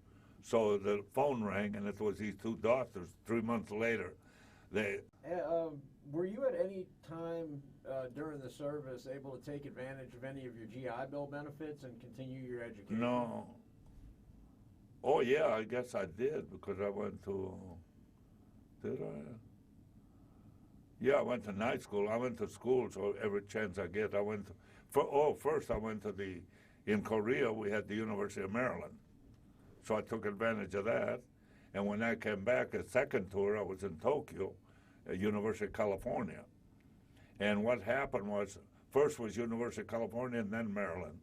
University of California, they had the guarantee that the government wanted to give them a degree over there, and they said no, they have to spend the last year at Berkeley. So they cut that out, and they bring the University of Maryland. So I had the few credits from one and few credits from the other.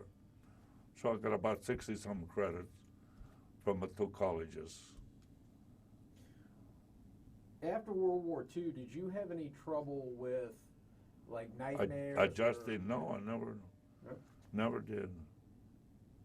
And everybody said that some of them are tight, they won't talk. And I talk everything I remember, whatever I did, I told everybody. A lot of people say they're very tight, and they said talking was better, to let it out rather than keeping it in yourself. So I never had any problems. What was your most memorable experience of World War II? Of all the experiences? Of all was we didn't cover the minefield, did we? We just kind of touched on it. The minefield. Tell me about the minefield. Yeah, that was the most daring, it took more out of me. It was the last day of the bulge, that's right, the last 3 days of the bulge. We come up to the bulge along the German border, and there's this big field, 1,000 yards long or more, 1,500 yards, 200 yards wide, and the lines up L, K, I, companies in line. The first one starts out to cross the field. Our objective was just to cross the field and get this hill. What's on the border? The first man steps on the mine and gets his legs blown, and he's lying there. You can see him, and he's moaning. Then K companies turn. His first man steps in, and his leg is blown, and he's moaning. He's right there. Then JJ called, Sam, it's our turn. So I called my scout. I said, lights, it's our turn, lead. He turned white. His eyes turned opaque. I never saw that before. And he stared at me. I couldn't communicate with him. He was out. And I said, it's our turn. He reached his moment of battle fatigue, I guess it is, whatever. He collapsed and he fell to the ground. So I got 2 men to get him and take him to in the meantime, all the men are scurrying around because these 2 men are crying, yelling down there. You can still hear them. It's crystal clear at 5 o'clock at night. And with the snow, crystal air, and they're yelling. So right there, and then my man falls right in front of me, and he can't go, and I didn't want to call a second man because they're all milling around, all half scared. And I said, okay, got them all together. All of this transpired in 3-4 minutes. I got them all together, and I said, I will lead. But I said one step further, do not step out of my footprints unless if I step on the mine, Sergeant Rosen will take over. But in the meantime, keep step in my footprint. So I stepped, the first step in old infantry fashion, started out with my left foot, and instead of going straight across, I went on an angle, and I headed for that road way up there, 200 yards, at least 200 yards. So I started across every step, crush, crush, crush, ooh, crush, crush, crush. I went through hell for every step I took, and I finally got across, and I looked back, not only my company, but my platoon, but the whole company is coming across. It was a great, great feeling to see everyone in my footstep. I wish I had a picture of it. Everyone, I used a picture from a U.S. magazine, but everyone is in my footstep, and we cleared it, and it's all done. And I was so relieved. J.J. comes up, said, well, we did it. He was the last man. I never got not a thank you note for it. Anyhow, we got through. 3 days later, we cleared the woods. A day later, the March rains come and cleared all the snow. So we had to come back the same way, but a couple hundred yards away. And I insisted. I said, I want to go back to where we crossed to see what we really crossed.